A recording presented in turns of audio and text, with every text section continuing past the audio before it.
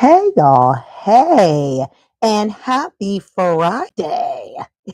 It is time to get into today's episode of Beyond the Gates. So, Beyond the Gates time, let's get into it. What's going on with my hair today? It has been a morning and an afternoon already, but I am here and I am ready to jump into what happened today because today was a little more interesting in my opinion. But let me pull up my handy dandy notes. So we are talking about Beyond the Gates, Friday, August 28th episode. And so we open up with Anita and Vernon. They are just at the estate. And Anita was on the phone with her articulate sisters, who we have not seen in a little while, but they're gearing up for all of these performances and this album that Devon Winters from The Young and the Restless would like Anita and the other articulates to do. And so they are planning on doing Jazz Fest in the DMV, according to the storyline. And so they were asking if Anita wanted to join them, but she basically gave them a rain check. And Vernon was just like in the background, wondering why. But it is very clear that Anita's voice has been impacted from the chemo. And so that is why she wavered a little bit and turned down their invite. Now, next, we see Eva breaking up the conversation that was going forth yesterday between Isaiah and Kat, and I absolutely agree. I didn't like it either. She just walks in and she's just like, oh, what's going on here? Hi, Isaiah. Kiss, kiss, kiss. Catch me up, someone. And she pulls up a seat, as she should. And then Eva just casually mentions how the same thing happened at the club with her and Tomas. And here you are, Kat, because you said you were going to work. That's what you told Tomas. But here you are. And so, more on that later. So Bill tells Hayley that he and Naomi are working together on a new case because this heifer shows up to the office. Naomi is there. Hayley sees Naomi through that little window that they have, but she walks in and pretends like, oh, I didn't know you were here, Naomi. Barf. Hate Hayley. And then that's when Bill tells her,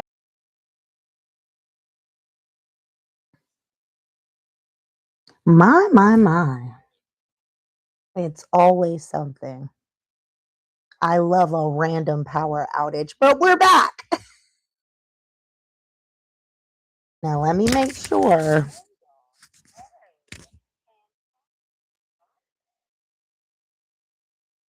I'm just going to make sure the audio is working before we. There we go. Okay, so sorry for the interruption. Always something, nothing like a random power outage, but we are back. So let's get back into where I was. And I believe I left off where Hayley enters Bill's office and she pretends not to see Naomi, but she does see her, and she just goes in and does her usual Oscar-worthy performance of playing deaf and dumb and stupid, whatever. So then that's when Bill is telling Hayley that he and Naomi are working together on a new case because yesterday June stopped by the office and asked for help for one of her friends, and Bill took on the case. And Hayley was like, tell me you're joking, to Naomi. Makes me sick. Anyways, so then we see Danny at the club. She's working at the table, minding her good little business, when Heather pops up and she literally surprises and scares Danny a little bit. And they sit, they sit together and they chat. And Danny's like, oh, you're really enjoying Vanessa's gym pass. And Heather talks about she loves the kickboxing and it lets her get out a lot of aggression because, she's very upset that Andre will not give her his what like she wants. Now, I thought Heather would have calmed down a little bit because she just had a romp with Carlton just the other night, but I guess not. And so they keep talking, and Heather talks about just never judging a book by its cover, and that she is lethal, wink, wink, but she really is. And Danny says, I bet you are. Okay. So then we see Randy at the casino. He is telling Joey that the impaler is back, and keyword he, made a move, because everybody thinks the impaler is a man, but the impaler really is Heather, and she is Joey's long lost or long gone sister, and she is wreaking havoc at the moment. So next, we see Elon at the precinct telling Jacob that the warning call from Leah's facility. Leah Whitmore is the former chief of staff at Garland Memorial, and she was wrapped up in this blood plasma ring, and she has been locked up. So Elon is telling Jacob on this day she is dead, and they're like, what? Leah has been at this facility for a couple of months after it all went down, and she just got moved to a medium security facility just to end up dead. So more on that as we go along. So then Kat says her conversation with Isaiah was about work. So we're back at Orphe Jeans. We're back at the table with Isaiah and Kat and Eva, because Eva was like, you told Tomas you were handling work, but here you are chatting up Isaiah. And Kat clarifies that it was about work. And, then Eva talks about how she held off on the exercise because she was taking Isaiah's advice about keeping it easy, and that she only talked to Tomas for just a minute. And then they all start talking about Kat's upcoming trip to Tokyo, because ChelseaKat has been planning this Tokyo trip for months at this point. And so it's almost time for them to go. And so, Isaiah's pretty impressed with that. And they're just chatting about it. And Kat's not surprised that Eva has not heard of the company that ChelseaKat is working with. It's Tagahashi. And Kat's like, I'm not surprised that you haven't heard of it, Eva, because it's high end. Here we go again with Kat's nonsense. I just really hate how she thinks she's so better than Eva, and it's really disgusting. And Isaiah should have checked her at that table, but he did not, and I don't agree. So Eva, of course, feels a way about that, and Kat, with her little slick mouth, just keeps talking and blah, blah, blah. And then Isaiah's hyping up Kat and the upcoming trip, and Eva just listens, but you can tell she is not here for it. So Isaiah hopes that they have fun in Tokyo, and Eva hopes that they do as well. And then Kat finally makes an exit because it was getting awkward and weird, but whatever.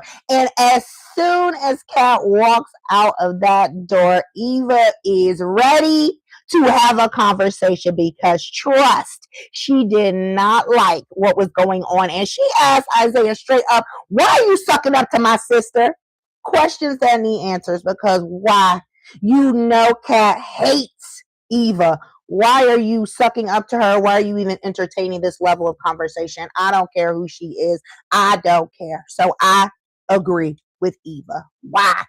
Anyways, so then we are back at the precinct, and Elon tells Jacob that it looks like it was an overdose that took Leah out. And they basically think it's a suicide. But, there was no indication of such, in terms of she was not on suicide watch. And Elon promises there will be a full investigation. Okay, so then we're back at the casino, and Randy basically is saying to Joey that this was not suicide. And Joey's just like, well, how can you be sure? And Randy's like, basically he heard this, and Joey wants confirmation. And Randy said the best way for you to get confirmation is to ask your sister, Heather, because she seems to have the inroads with this impaler guy. And, she was the one who showed up when the impaler said he wanted a meeting with you, but he said Heather. And then Joey just says, you know what? Don't worry about it. I'm going to take care of my sister and never, ever, ever repeat what you just told me ever to anyone else. Okay, Joey. So then we are back at the club with Heather and Danny. Heather's talking about the infamous wedding picture and how she saw it in London, because Danny and Andre ran off to Vegas because they were licking their wounds, her from Bill and him from Ashley at the time. So they got really good and drunk at the airport, took a random trip to Vegas, and they ended up getting married by an Anita Williams Dupree impersonator. And this impersonator took a picture, and it was all over the net. Okay, so yes, Heather is sure to mention that she saw the wedding picture with Danny and her handsome hubby. Okay, so then back at the law firm, Naomi is clarifying that basically this was Bill's doing, but Bill will not be doing the bulk of the work. Hey, Gwen, how are you? Thanks for tuning in. I'm just getting into Friday's drama after a weirdo power outage, but I'm back. And so, yeah, Naomi is just clarifying that Bill was the one behind this, but she will be taking lead and she will make sure Bill is not overworked. And then Naomi leaves because, she cannot stand Hayley and she's over it. So then Bill tells Hayley, let's go to a leisurely lunch because he's in a great mood. He's back at the office. He's getting back into the routine. And Hayley's just like, I have an appointment with the dentist. But being the good wife that I am, I made you a healthy lunch. I made you a salad, and it's in the break room if you want me to get it. And Bill was like, yeah, never mind. Yeah, whatever. And he reminds himself that he does have a meeting with Tomas, so he says he'll just get the salad after his meeting. So Bill heads out for a little bit. And Hayley jumps on her phone. She's texting Randy, and then she's calling him when he was like, no, I can't. And she's just basically forcing her cousin to meet up yet again. But what she didn't know was that Bill circled back to that office and he peeped his head in. So he heard her parts of her conversation. He heard Hayley tell Randy, like, no, I can't wait until then. I need to see you now. And Bill was like, what's going on here? Now, he was not as quiet as a mouse as he should have been, because that door closing definitely made a noise. But Hayley, I guess, pretended to act like she didn't hear it, but whatever. So now Bill finally is tracking, and he is finally getting suspicious of Hayley. So more on that later because I was tickled. Anyways, so back at the Dupree estate with Anita and Vernon. Anita is telling Vernon that she has made progress, but she is just not there yet because, again, the chemo has damaged her voice. And so she and Vernon are just talking about that. And Vernon, the forever optimist, the number one Anita Dupree Williams supporter, is just like, you've always been an overly harsh critic of yourself. And you know what? I used to sing on the praise team in my church every week. And it was a heavy lift, okay? You could not hide. You were on the praise team, right?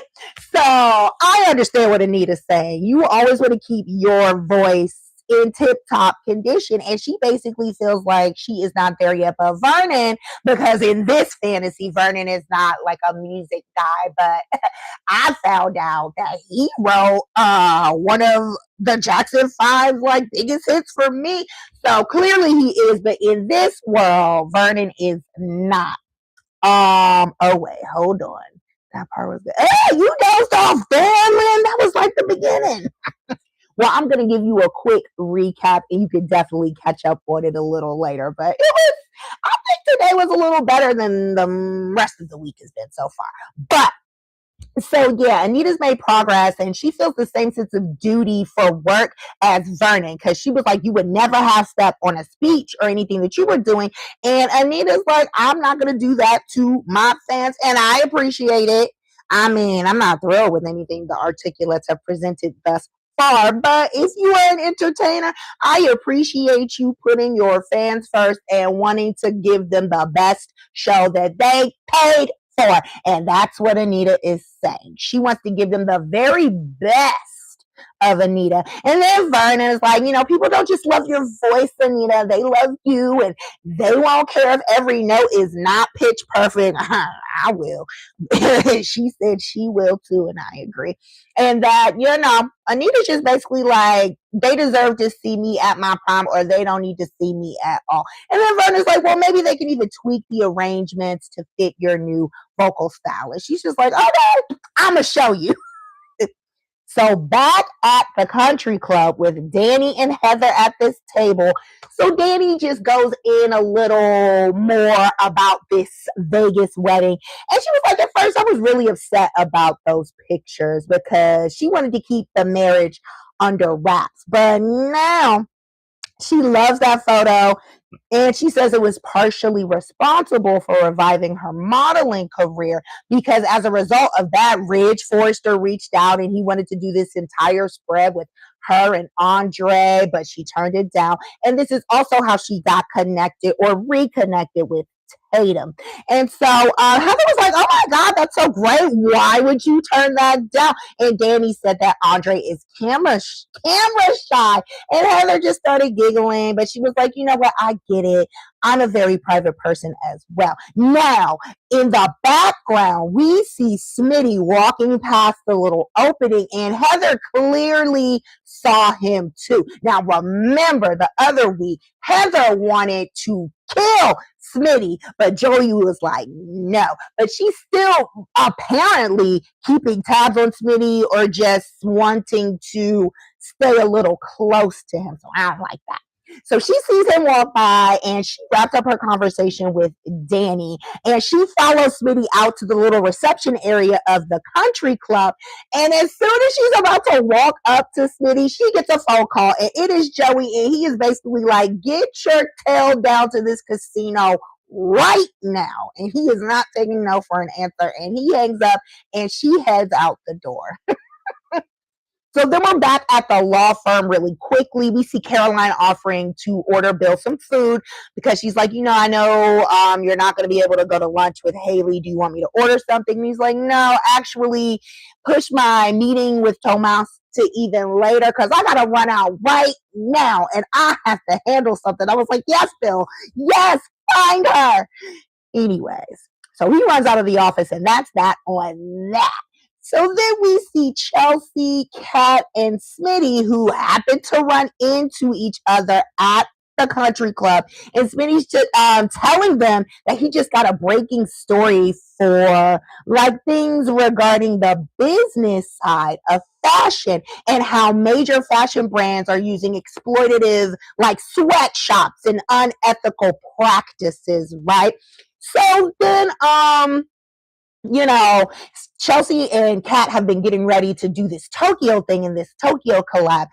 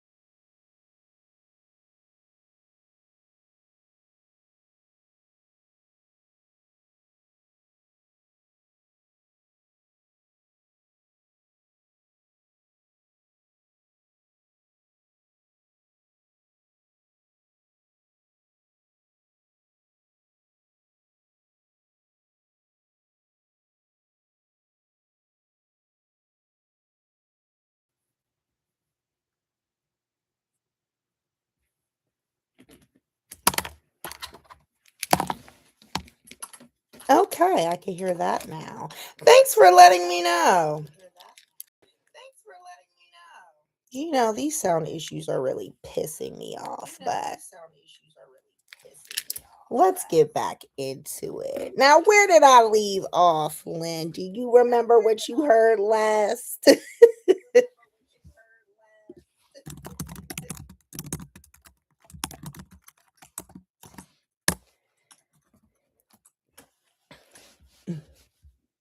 you know, technology. It's so great until it is not. Yes, thank you. So Bill ran out of the office to go check up on his little miss wife. Okay. And I was glad he was doing it.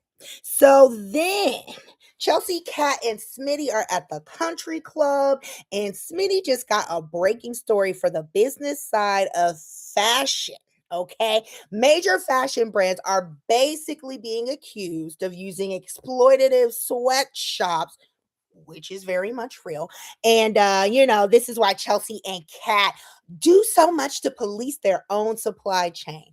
Now, we know investigator Kat started asking questions, and I'm glad she did for her sake. And so Kat wanted to know, who are the names mentioned? And the same company that ChelseaKat is working with, and the same company that Kat told Eva she couldn't possibly know because it was so high end, is on the list. Takahashi is there, and Kat looked like she wanted to be sick. And I love that for her, because that's what we call karma. She was oh so high and mighty talking to Eva about it, and less than an hour later, burst that bubble. So they are very worried because this upcoming Tokyo trip is literally like next week, and they've been working on this for months. And Kat and Chelsea are like, social media will eat us alive for the allegations alone. So they are really in a pickle. Hate it for Chelsea, love it for Kat. So then we are back at Orphe Jeans, and Eva and Isaiah are still having their little conversation. And June comes over, and she's like, "Dang, Eva, you must have been really hungry because you cleaned that plate." And Isaiah jokes, he was like, "Yeah, more like angry." And Eva was like, "Mm." So then June takes the cue and she leaves. And then Eva chews Isaiah out once again. She was talking about how she respected the boundaries with Thomas earlier, and she's been doing you like her part, and then she walks in and she sees Kat hanging all over her man. And that is right, Eva. I didn't like it either. And Isaiah was like, "Are you seriously pissed? Because I gave her a compliment." And Eva was like, "Man, they just selling person." She was like, it is not rocket science. And Chelsea had all of these connections due to her life, her previous modeling gig, and Kat has zero experience. And nobody but her cousin would have hired her. So Eva's like, I am over this. You are hyping this girl up. And the only reason why she's in this position is because of circumstance. So Eva is not impressed.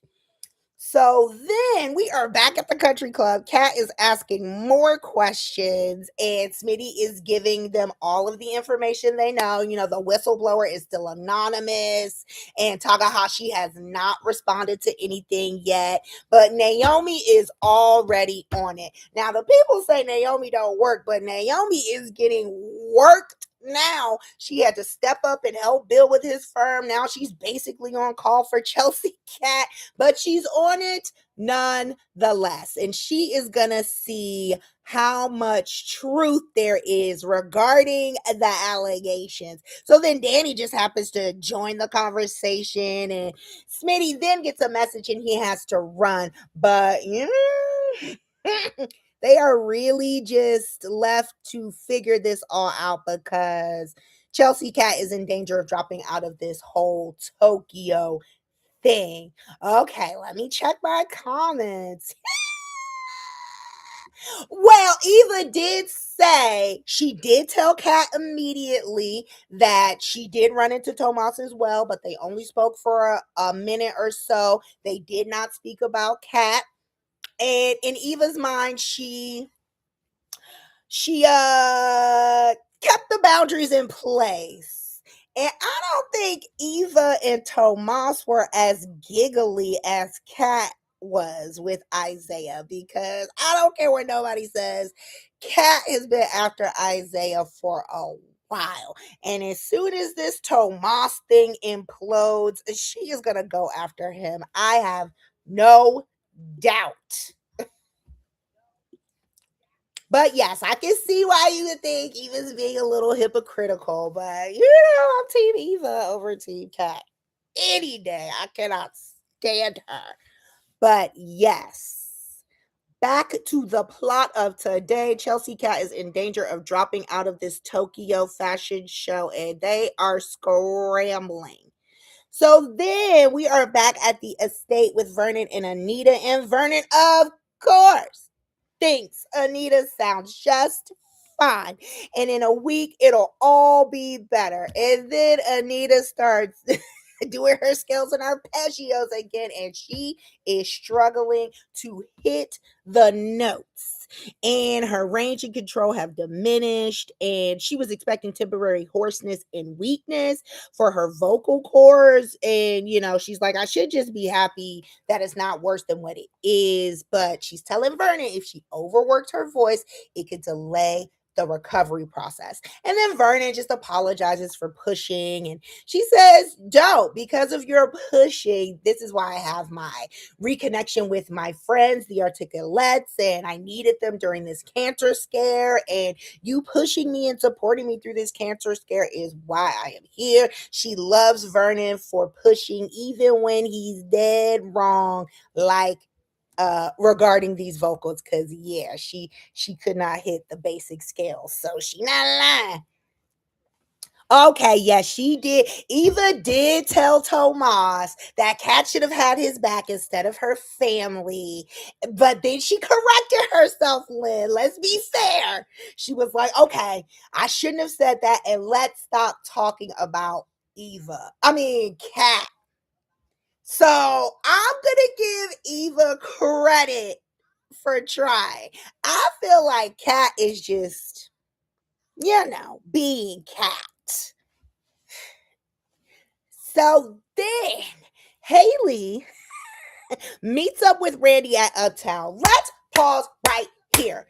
I am so confused as to why these career criminals keep meeting in the most public places to discuss the plans.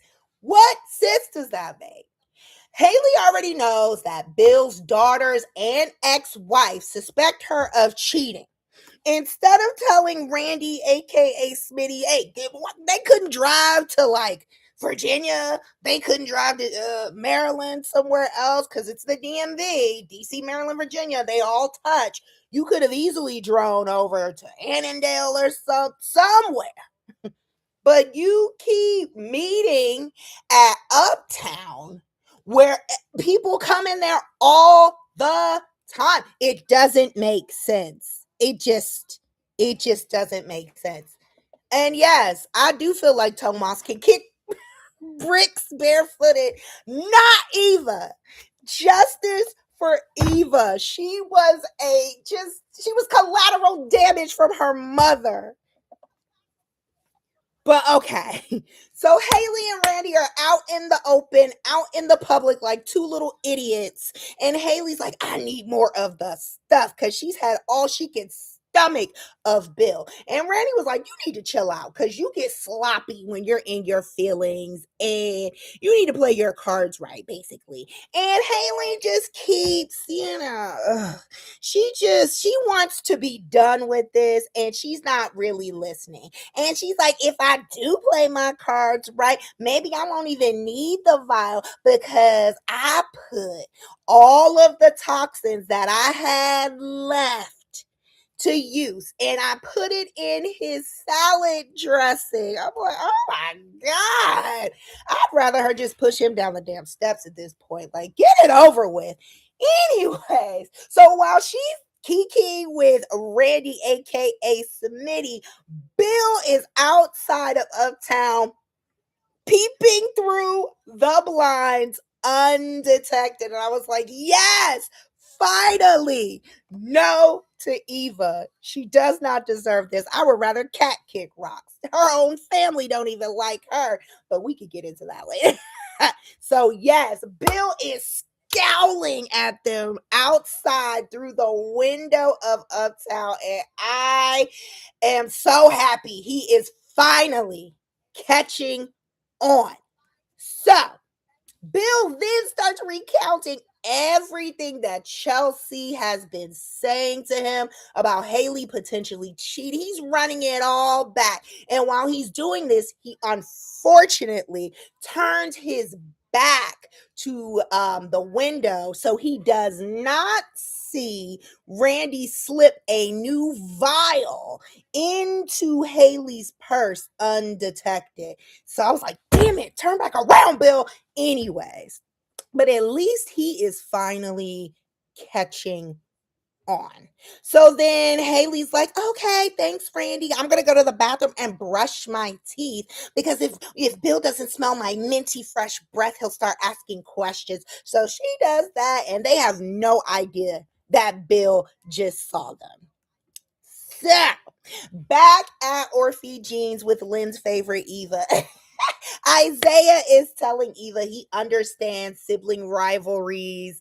And when, when he was growing up, he felt different from his brothers because his brothers all basically fell in line and Isaiah was different. And so he thought there was a problem with him. And Eva said, but it's not you. You and your family, your family, should appreciate you for who you are. And Isaiah wishes that doesn't matter. Like, he wants to think that he doesn't really care or he's not too bothered with how his family perceives him, but it still does hurt him deep down inside. And so he can understand what Eva is saying. Because then Eva's like, just like Kat looks down on me and it bothers me, which Kat did at the table today. After claiming, this truce and this and that. Girl, Kat is the one looking crazy to me because I'm like, if you're trying to move on, just don't pay her any attention. Don't give her any energy. Kat is the one who looks crazy and bitter to me. But okay. So yes. And then they talk about how Kat's superiority is solely because she was born behind the gates. And Isaiah said in a different timeline, you could have been Kat. And Eva was like, yeah, I could have been, but you know what? I like who I am. And everything I need to be happy is sitting right here in front of me. And then they kiss. So everything is good with Isaiah and Eva for now. Eva, keep your head on a swivel with your sister. Anyways, so Naomi is updating the group in the country club reception area because no one has an office. They can't go to the private bridal suite. Okay. Naomi said Takahashi denies knowing anything about the exploitative practices, and they just want to speak to Chelsea and Kat directly in Tokyo. And Danny was like, absolutely not. Naomi, you need to tell them this needs to be sorted out prior to. I mean, I don't think that even need to be said because who is going to fly all the way to Tokyo to have a conversation and possibly not even be able to participate? I mean, it's okay. So Danny's like, no, this needs to be sorted out before they get on the plate. Yes. And Danny's just like, if there's anything going, shady with Takahashi, it will definitely tarnish the ChelseaKat brand. So then Naomi tells them that she insisted on a clause to terminate if Takahashi is practicing unethical practices and it is found out. Because thankfully, Naomi put this clause in the contract. Then she brings up Finmore, which I wasn't even thinking about, because she was like, well, Finmore has the same clause. And if ChelseaKat is tarnished thanks to Takahashi, then Finmore might pull out of the deals too. So ChelseaKat is having a day. Okay, let me read the comments. Kat doesn't switch out. She's 24/7 petty. Kat does switch out though. When she had her little Christmas story dream where she was basically in Eva's and Leslie's shoes for a day, she's the one who willed herself into Eva's room to have a conversation and talk about how she understood her position a little better, even though she did say they weren't gonna be like super tight, but they holding hands and crying. Kat is just like how Kat had a little tantrum because Chelsea did the donor live with Eva after Kat told her it was fine. So Kat does be switching up, in my opinion, and she's just insufferable. And I just don't like people who have superiority complexes. So I will never like Kat unless she changes her ways, which I don't see happening. So that's my dissertation about my hatred for Kat Richardson. So Smitty then meets Jacob because the person who was texting him, of course, was Jacob. And he meets him at the precinct, and Jacob's just like, Leah is dead. Leah died this morning, and it looks like an overdose. There are no obvious signs of foul play. And then Smitty's just running his mouth. He said, dang, I knew she was desperate, but when I talked to Leah yesterday, she seemed fine. And Jacob was like, why is this the first time I'm hearing about you talking to Leah?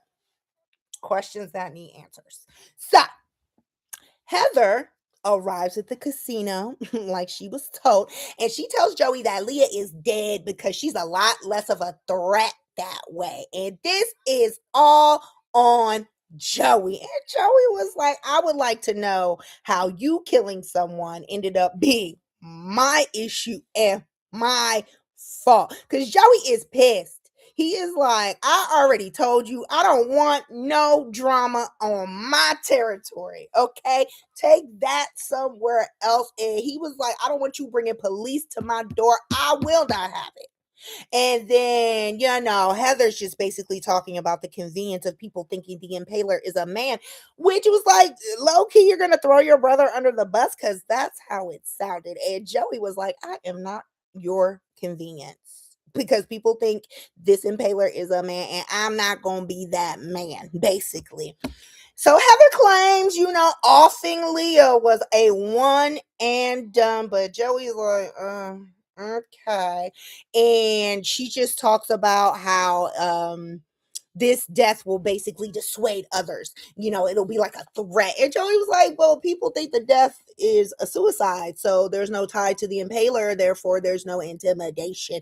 And Heather doesn't agree, but that's when Elon walks into the casino. He needs to chat with Joey. Joey was like, I was expecting you. So Heather introduces herself to Elon, and she's just like, oh, I'm Heather, whatever his last name is. What is Joey's last name?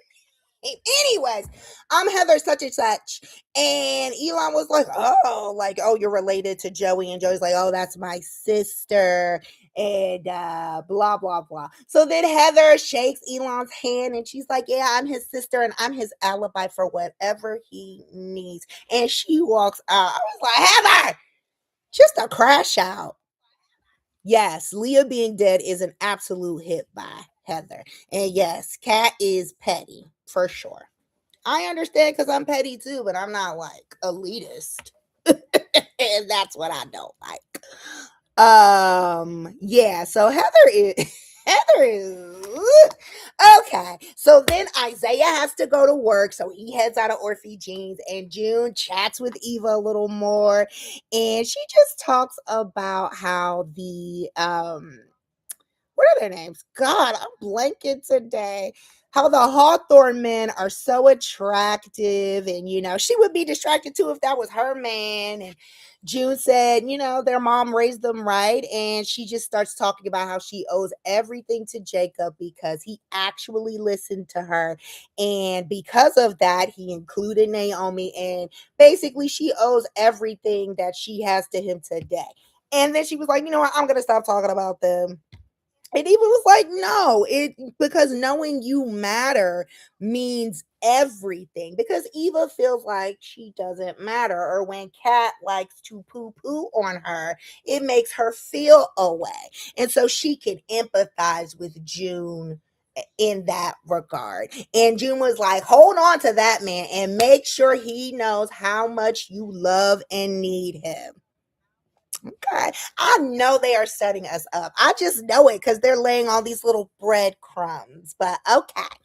So then Naomi is telling the group back at the country club that she will issue notice to Takahashi saying that they are on hold until further notice and until this is disproven, basically. So then Chelsea's like, oh my God, what are we supposed to say? We've been hyping this up on social media for a long time. And Naomi's just like, just say that you're disappointed that things didn't work out and just keep it at that. Like, don't disparage them or anything like that, because she's like, you don't want a defamation suit on top of it. So y'all, Tokyo is not happening, and I'm a little sad about it, because I thought we were gonna get like our first Beyond the Gates trip, and I wanted to see how it went, but maybe next time, because it ain't happening. Okay.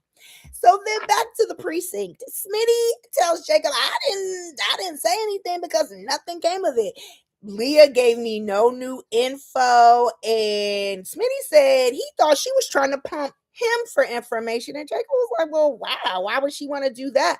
And Smitty's just like, I figured maybe Leah was desperate and she was trying to get a better deal for herself. But Jacob's still questioning, like, why would she do all of that? And just, Smitty is now thinking, like, okay, so you don't think this was a suicide, clearly.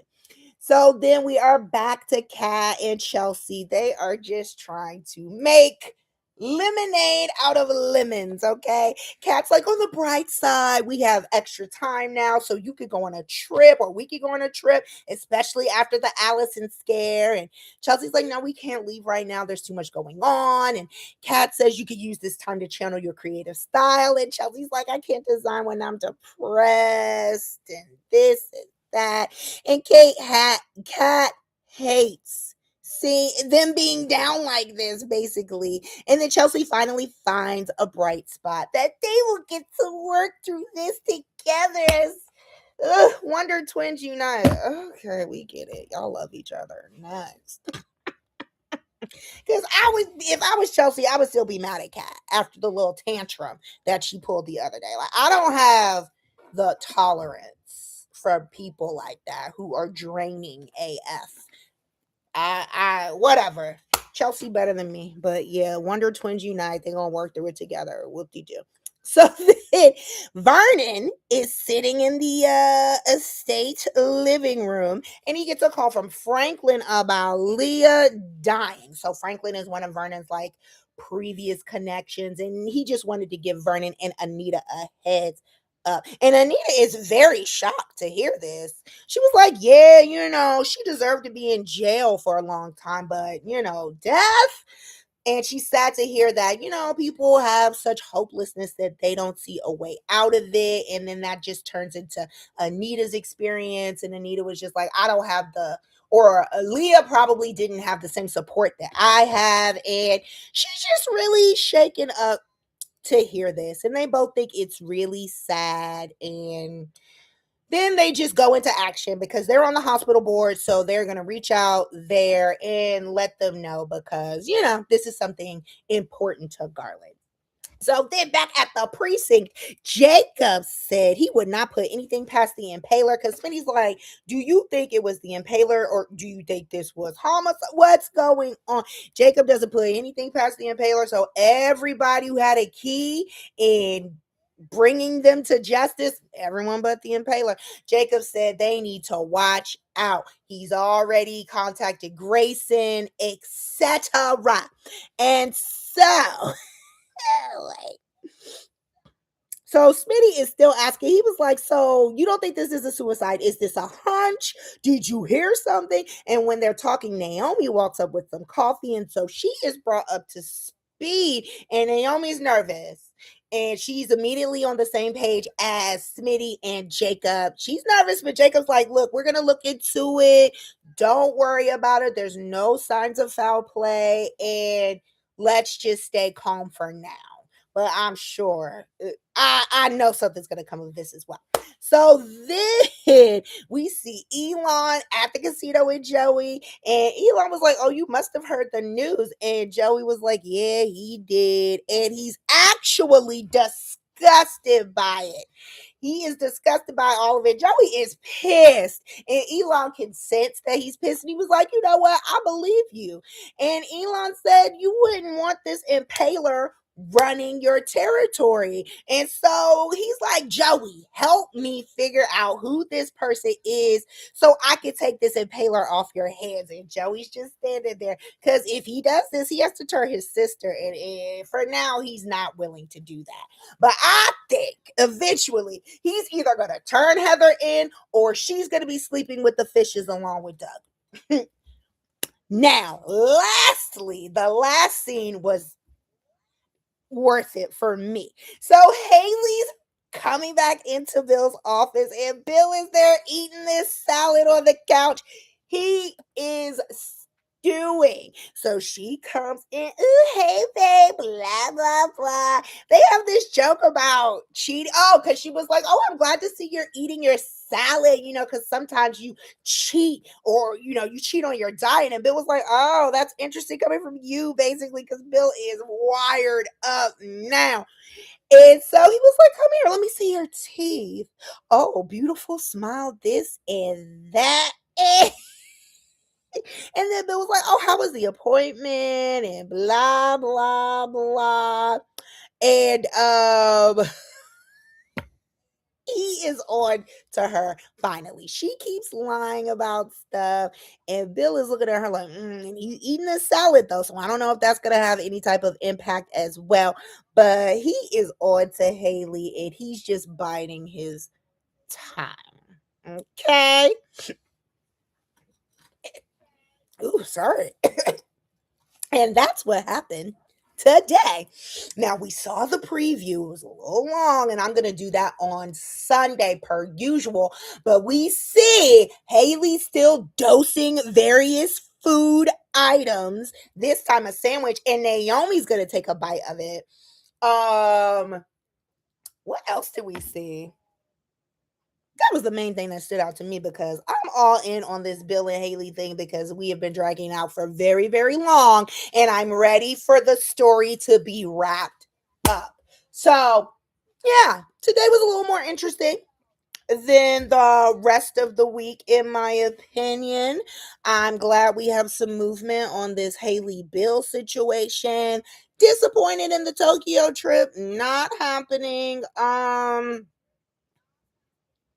Curious to see what's going to happen with Heather and Joey ultimately, because I'm tired of her running amok too. I want Andre to come out and say what's going on instead of running around looking crazy. Oh, that was a preview too. We see him back in Heather's room and they touching a little bit. I don't know if he's just going to knock her down one good time so she can shut up, but I would advise against that. But yeah, that's basically it with what's going on with Beyond the Gates. Thanks so much for tuning in and commenting. I really appreciate it. Like, comment, share, subscribe, do all of the things. Help me reach my YouTube monetization numbers because you need 4,000 watch hours. And I got a good 320. But yes, happy Friday. Enjoy your weekend. I hope it's great. I hope it's not terrible weather or anything like I think we're going to have here. Just enjoy yourselves, and I will see you next time.